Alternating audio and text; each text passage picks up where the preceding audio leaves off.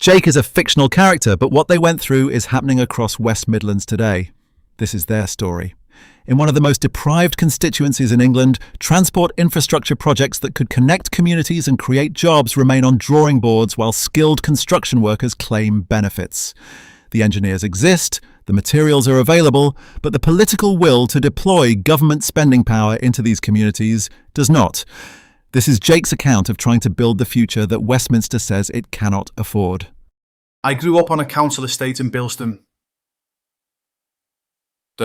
Left school at 16 and spent my 20s working construction sites across the Black Country.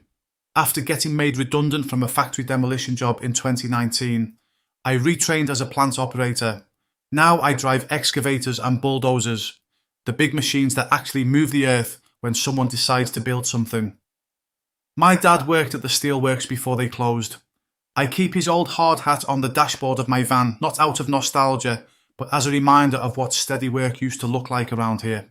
In early 2023, I started hearing about plans for new rail links and tram extensions in Wolverhampton. Real infrastructure, the kind that would mean months of work for someone like me.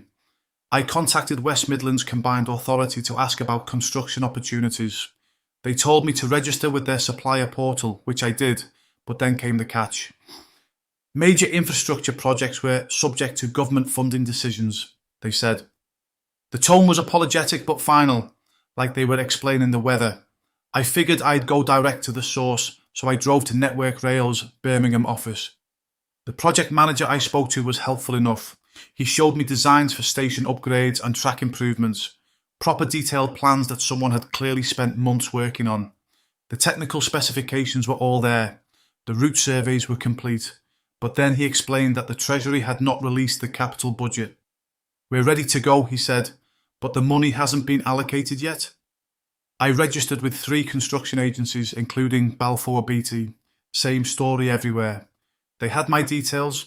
They knew the projects I was qualified for, but there was no confirmed work pipeline due to spending constraints. Not one agency could tell me when that might change. They spoke about government funding like it was rainfall, something that might or might not arrive depending on forces beyond anyone's control. At Wolverhampton College, I inquired about advanced plant operator courses.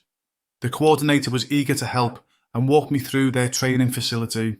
It was impressive, brand new simulators for every type of heavy machinery you could think of. State-of-the-art equipment that could train someone to operate a £200,000 excavator without touching the real thing until they were ready. But the courses were suspended, she explained, because the funding stream was redirected to other priorities. For months I accepted these explanations. They sounded reasonable. Everyone I spoke to seemed genuinely sorry about the situation.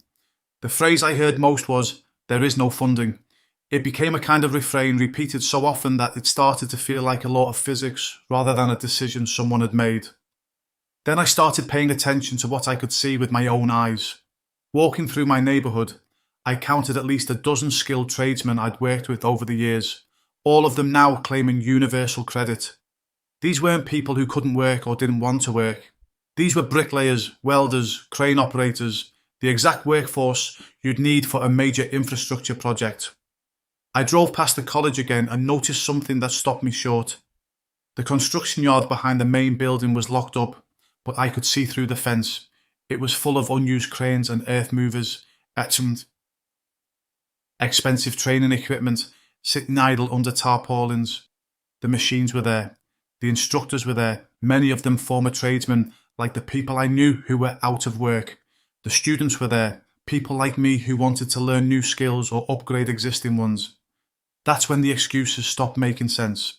If the people existed and the building existed and the equipment existed and the need existed, what exactly was it that there was no money for? I started to understand that when someone in Westminster said they couldn't find the funding, they weren't describing a shortage of physical resources. They were describing a choice. The government that issues the pound chose not to spend the pounds that would connect the people standing right there, ready to work, to the infrastructure projects sitting on those drawing boards. That wasn't an accounting problem.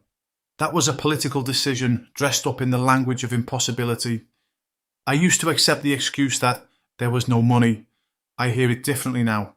The government that prints the notes and mints the coins told me it could not find enough of them to train the people who were standing right there, ready to work. The real question was never about money. It was about whether the people existed, whether the skills could be taught, whether the materials were available. They were, all of them. The excuse was not a fact. It was a choice wrapped in the language of impossibility. It's the same logic as a household that says we cannot afford it, except a household does not issue its own currency. The government does. The limit was never the money. The limit was the willingness to spend it into the places and the people who needed it. I'm still here, still watching, still ready to work. But I understand now that what happened to me isn't just my story. It's the story of every constituency where people and needs exist side by side while someone in Westminster says the cupboard is bare. The cupboard isn't bare. Someone just decided not to open it. What Jake experienced has a name: logical fallacy. A false analogy is when you compare two different things as though they work the same way. You wouldn't manage a goldfish bowl like the ocean just because both contain water. The bowl has fixed boundaries. The ocean connects to weather systems that can add or remove water. But every time someone told Jake, there is no money, they were treating the UK government like a household saving up for an extension. A household has to earn pounds before it spends them. The UK government issues the pounds. When the Treasury allocates funding, it's not moving money from one account to another. It's authorising new spending into existence. The Department for Transport didn't need to find pounds sitting in a vault before building those rail links. It needed to decide whether the engineers, the steel and the construction workers existed. They did. The constraint was never financial. Jake saw the proof. Skilled workers claiming benefits while training facilities sat locked and infrastructure projects stayed on drawing boards. The resources existed. The people existed. The decision not to connect them was political, not financial. Wolverhampton South East ranks 27 out of 543 English constituencies on the English Indices of Deprivation 2025. 1,225 registered charities operate in the constituency according to the Charity Commission Register. The area received £22.4 million in total grants according to 360 Giving Grant NAV. All sources are published at blockedbritain.co.uk. Blocked Britain tells the stories of people whose lives are shaped by the gap between what Britain needs and what its institutions choose to provide.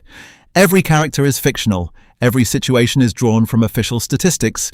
Produced by Blocked Britain.